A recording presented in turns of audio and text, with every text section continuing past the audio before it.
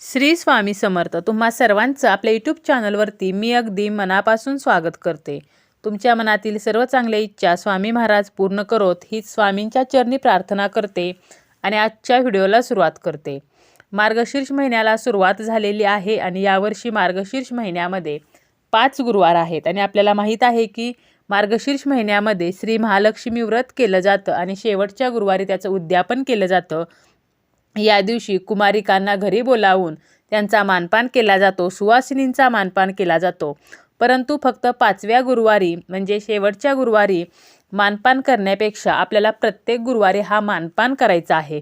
तर हा मानपान कसा करायचा आहे? तुम्ही 1, 5, 7, 11 सुवासिनींना घरी बोलावून त्यांचा मानपान करू शकता.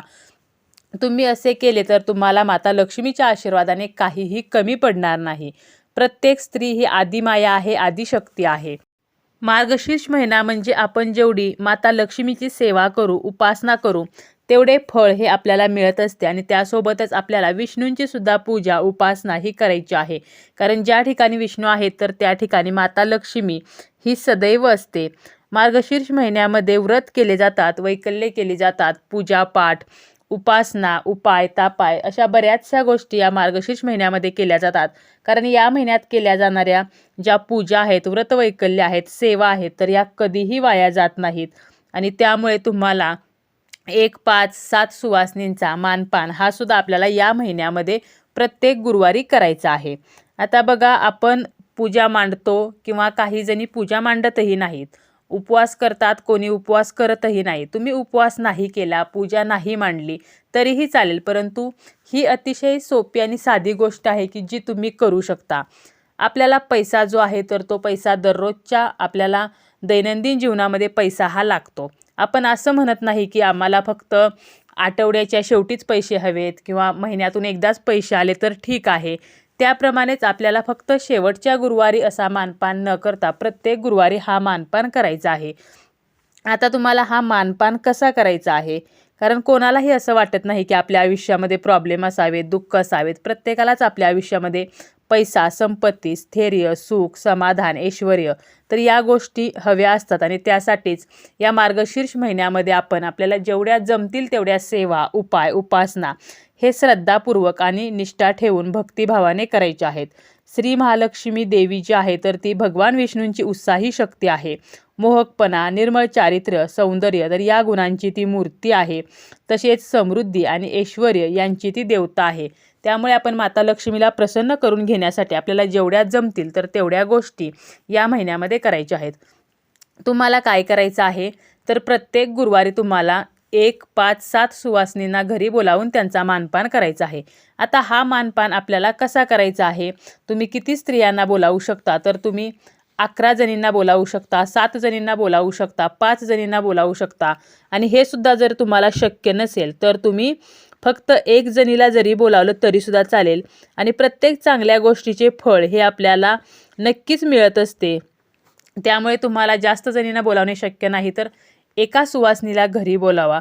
आता आपल्याला घरी बोलावल्यानंतर काय करायचं आहे तर त्यांना घरी बोलवायचं आहे. त्यानंतर त्यांचे पाय धुवायचे आहेत. पायावरती तुम्ही कुंकवाने स्वस्तिक काढा किंवा फक्त हळदी कुंकू लावलं तरीसुद्धा चालेल. त्यांना बसायला आपल्याला आसन द्यायचं आहे. त्यानंतर त्यांना हळदी कुंकू लावायचं आहे, त्यांचं औक्षण करायचं आहे आणि प्रसाद म्हणून गोड मिठाई द्या किंवा तुम्ही खीर बनवा, तुम्ही पेढेसुद्धा देऊ शकता. तुम्हाला जो गोड पदार्थ देणे शक्य आहे तर ते द्यायचं आहे आणि यानंतर तुम्हाला त्यांना भेटवस्तू द्यायची आहे. तुम्ही त्यांची ओटीसुद्धा भरू शकता. खणा नारळाने ओटी भरा.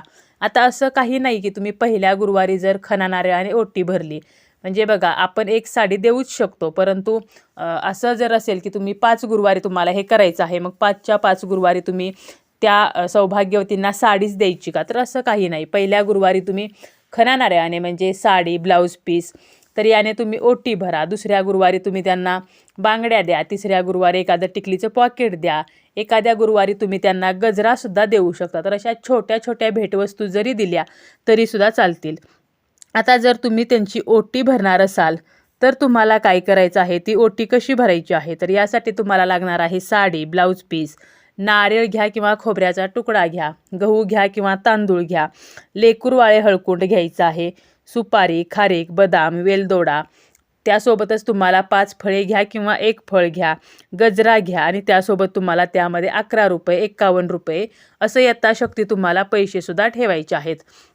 त्यासोबत तुम्ही 6 हिरव्या बांगड्या ठेवू शकता, टिकली पॉकेट ठेवू शकता, हळदी कुंकवाचा करंडासुद्धा ठेवू शकता आणि या सर्व साहित्याने आपल्याला ओटीही भरायची आहे.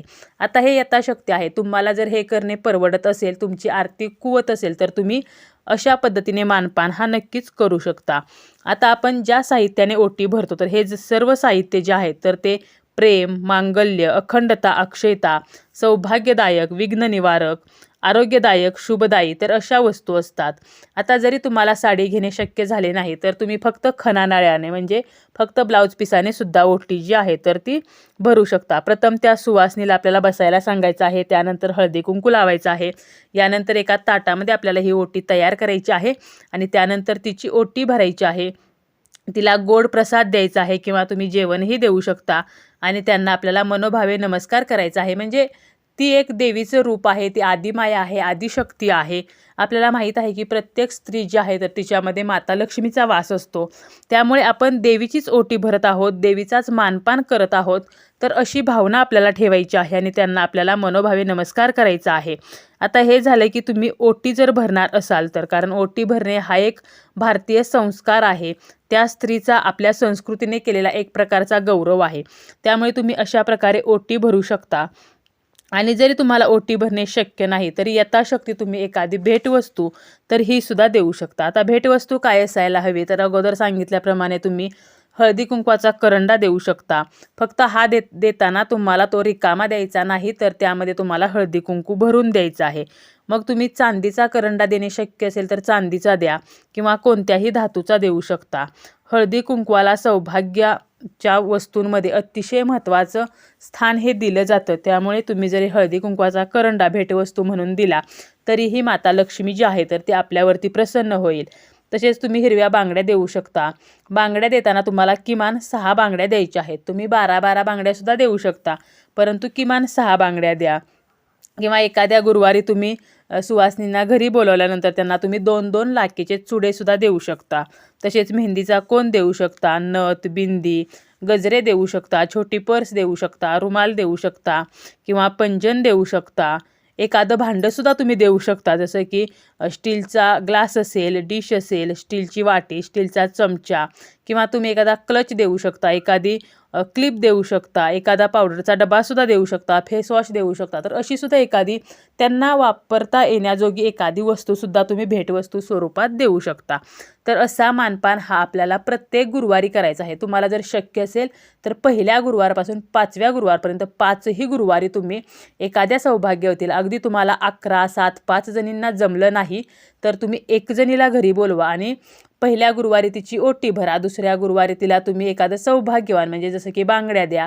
तिसऱ्या गुरुवारी तुम्ही तिला टिकलीचं पॉकेट द्या. एखाद्या गुरुवारी तुम्ही केसाचा, जो आपण केसामध्ये गजरा मारतो, तर एखाद्या मोगऱ्याच्या फुलांचा वगैरे तुम्ही गजरा देऊ शकता किंवा अबोलीच्या फुलांचा गजरा तुम्हाला जर अवेलेबल झाला तर असा गजरा तुम्ही देऊ शकता.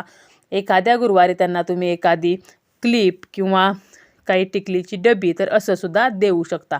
तर अशा प्रकारे जर आपण सौभाग्यवतींचा जर मानपान केला, शक्य असेल तर तुम्ही 5 जणींचा जर मानपान केला तर अतिशय उत्तम. परंतु एवढ्या जणींना शक्य नसेल तर किमान एका सौभाग्यवतीचा मानपान करा. यामुळे काय होईल की माता लक्ष्मी ही प्रसन्न होईल आणि तिचा आशीर्वाद हा आपल्याला मिळेल आणि तिच्या कृपेने आपल्याला कधीही काहीही कमी पडणार नाही. आपल्या परिस्थितीमध्ये सुधारणाच होईल आणि आपलं जे धनवैभव आहे तर यामध्ये वाढच होईल.